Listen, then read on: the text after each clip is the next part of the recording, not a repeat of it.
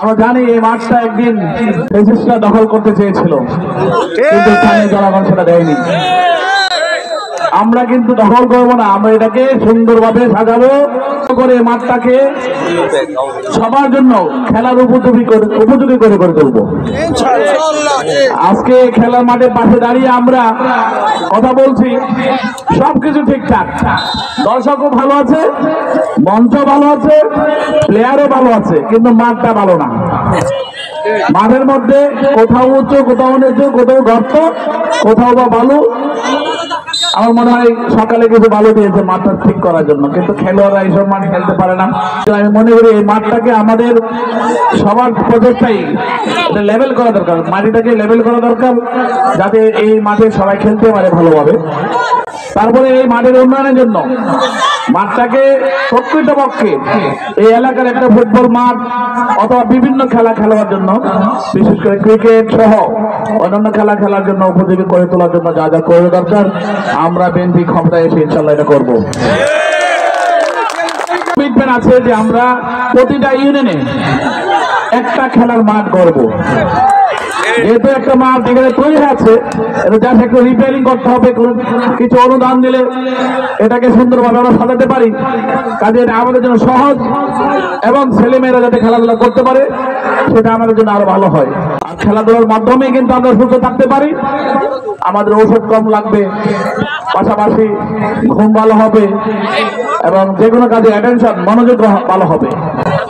প্রত্যেকটা মানুষের জীবনে তার পড়ালেখা হোক, অন্য সব কাজকর্মের পাশাপাশি খেলাধুলাটা থাকা দরকার আছে, যা তার স্বাস্থ্যের জন্য অনেক উপকার হয়। এবং প্রত্যেকটা এলাকায়, প্রত্যেকটা ইউনিয়নে একটা মাঠ আমরা করে আমরা রায়পুরকে একটা ফুটবল একাডেমি অথবা ক্রিকেট একাডেমির আওতায় এনে আমরা সুন্দর একটা সিস্টেম দাঁড় করাবো, যাতে করে ফুটবলাররা যারা তৃণমূল থেকে উঠতে চায় তাহলে একাডেমিক ট্রেনিং এর মাধ্যমে যাতে তারা জাতীয় পর্যায়ে যেতে পারে, আমরা সেই একটা সিস্টেম দাঁড় করাবো।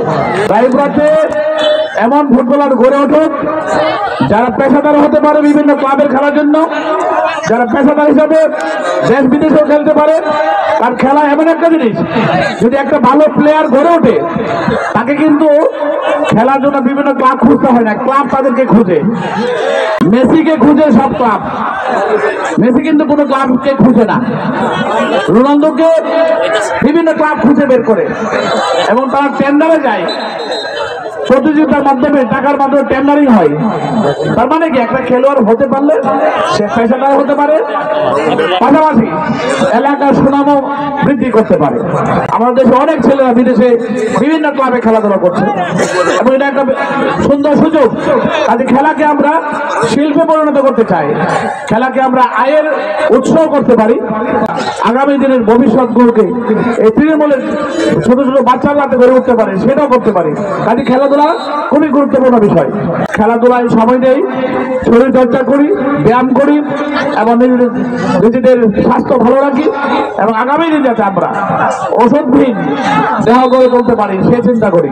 আর আগামী দিন আমরা বিএনপি ভারপ্রাপ্ত চেয়ারম্যান তারেক রহমানের নির্দেশে আমাদের তৃণমূল থেকে যারা কিনা ছোট বাচ্চারা যারা ফুটবলে এক্সপার্ট হতে চায়, যারা ফুটবলকেই শুধু ভালোবাসে, আমরা তাদেরকে এই ফুটবলের লাইনেই তুলে নিয়ে আসতে চাই।